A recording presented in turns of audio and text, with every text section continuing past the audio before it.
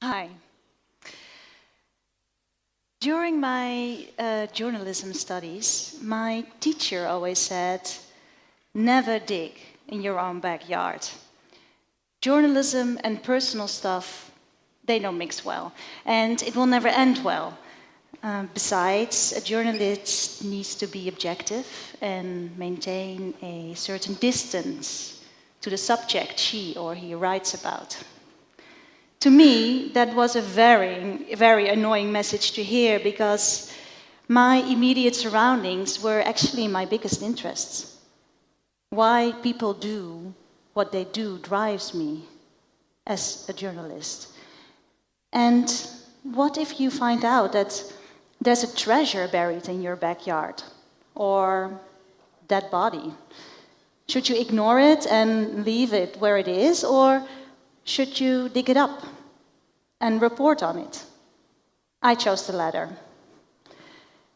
I met Thomas 10 years ago in an Amsterdam pub, and he talked about the music he makes, and I about my journalism studies I just started. He asks if he can cook for me one day, and I agree. And 2 months later, we are walking on the beach. I'm in love. He's 10 years older than I am, but doesn't pretend to know it all better, although he has conscious memories of the 80s. And we talk all day for hours. How much we already know about each other in such a short time, I conclude that day. And he says something that, in retrospect, would set a lot in motion. He says, true, he agrees. Not to mention, I haven't even told you about my criminal past. We stopped and looked at each other. Did you rape or kill anyone? Is the first thing I ask, without really thinking. It's as if in a list of bad deeds, I intrinsically draw the line at murder and rape.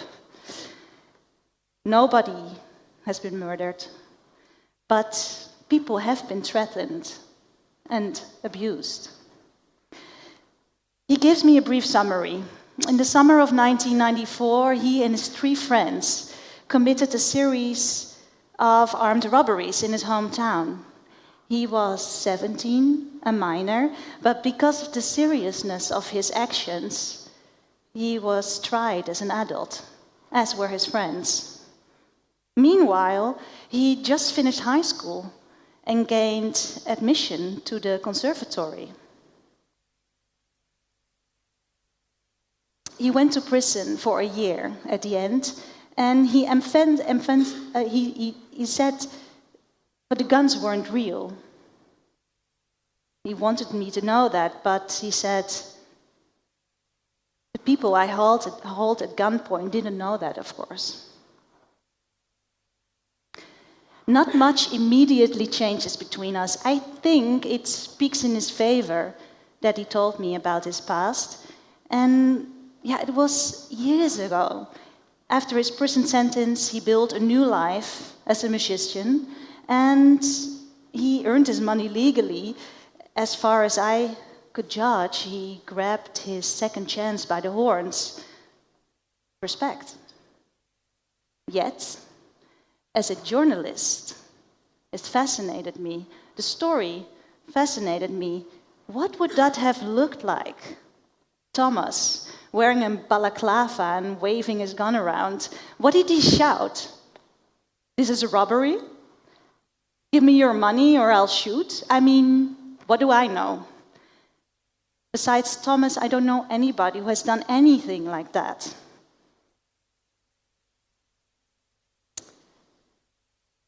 And the image I have from robberies comes directly from TV and movies. I also wonder, did he put his gun to somebody's head?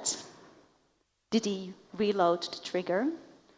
Was he able to play with somebody's mind so cruelly? I ask him all of this, but he doesn't quite remember what he did or say when he walked into that particular gas station or cafeteria. He barely remembers any details of the robberies. As explanations, for the gaps in his memory, he mentions the adrenaline, but also the extreme amount of weed he was doing. Thomas is certainly not craving notoriety, but I can ask him anything, he says. Moreover, he has been unintentionally very helpful by keeping a diary in prison. While writing, he was trying to organize his thoughts and to find out where things had gone so wrong. Exactly what I was wondering about now. Now I've done bad things in the last few months, Thomas writes. I've threatened people, taking their money, and left them with a scar. As I am, as they say, a danger to society. I haven't quite figured out how serious it is.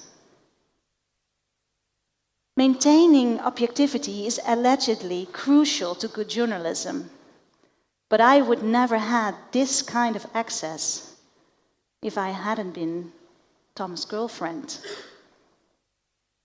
As far as digging in your own backyard goes, here he was, giving me the shovel.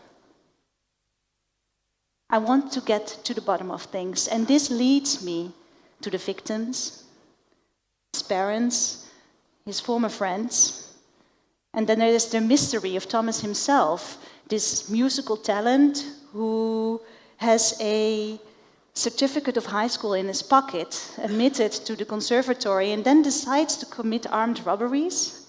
Why would you knowingly make such a mess of your life when you seem to have everything going for you?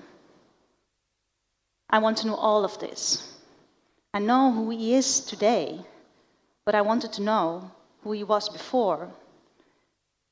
And I also think as a journalist, everything I discover, I write down. The outcome is a book.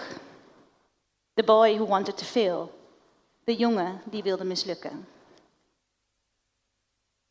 Fact check your boyfriend's criminal past and you run into a mountain of discomfort and pain, I now know.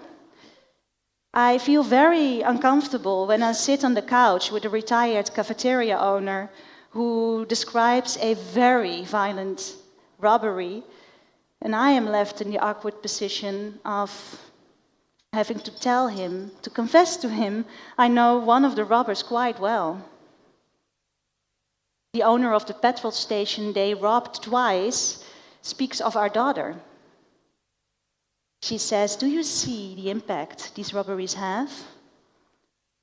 Your daughter may one day hear on the schoolyard, do you know what your father used to do? She's innocent, but she will always be the offspring of a once armed criminal.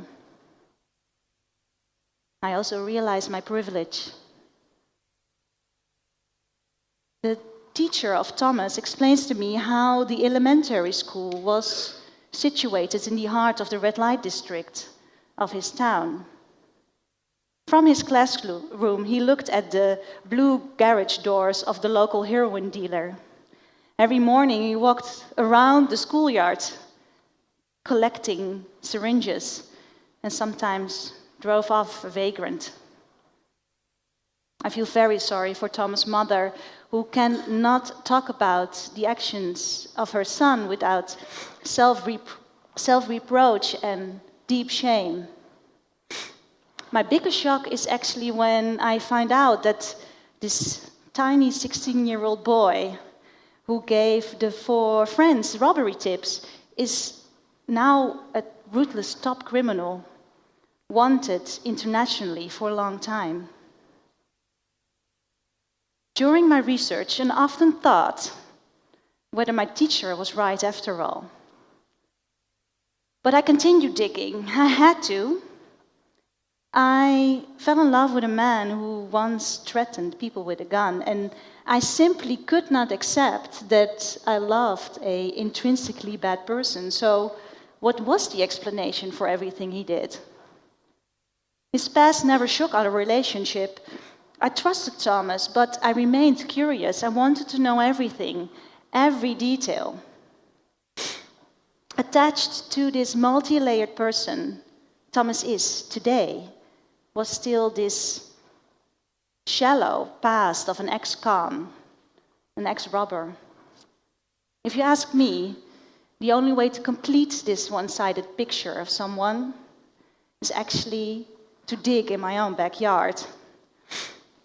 In doing so, I learned that subjectivity can also be a strength in journalism, since it gave me access to so many stories I may not have been able to get otherwise. It also taught me to stretch my empathy with my interviewees, who normally I'm at safe distance at, and now I was actually not operating on that safe, comfortable distance. But most importantly, it taught me that digging in your own backyard may raise a lot of shit. But it also gives you the opportunity to clear it up. As a person, as a journalist, and in my case, as a girlfriend. Thank you.